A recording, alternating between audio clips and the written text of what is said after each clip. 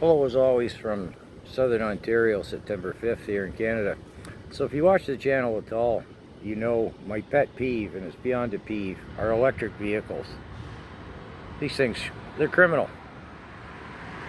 I was watching a video today, and the fireman was helping someone, and it looked like a minivan. The side door was open, and the vehicle was up on its side almost, like at 45 degrees.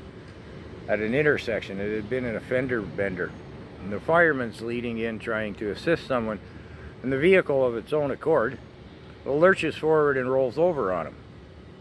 He wasn't killed. But so developed in Europe, and I'm not sure if we have them in Canada, but they're coming into the States, and they're $1,000 US if I got that right from the video.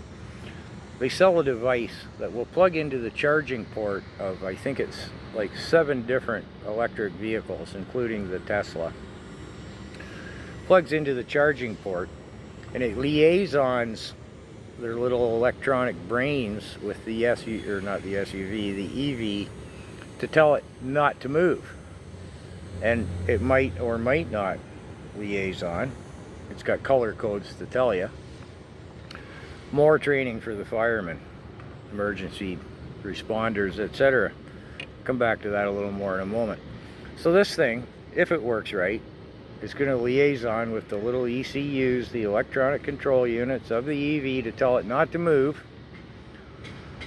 I guess somebody better stand there and make sure the code stays green on that while the guy's hanging in the van that's half on its side, because their little ECUs can change their minds. Especially, it's been in an accident, so what's shorting out, what's been damaged, what's working, what isn't, who knows. ECUs fail just out of the blue, yet alone under duress, let's say. It's been in a crash. So more cost. The fire departments, I mean, I don't mind looking after our firemen and emergency response personnel. I mean, yeah, but training and equipment costs all falls back on the taxpayer again for some dolt who doesn't understand that an EV is not green in the first place. And it should be noted, this thing only, maybe, is intended to anyway, stop the vehicle from moving. It doesn't disconnect its power source. It doesn't do anything else. It certainly doesn't put a fire out. That's its only aim, objective. Tell the vehicle not to move. So now the fireman, I'll say, plugs that in.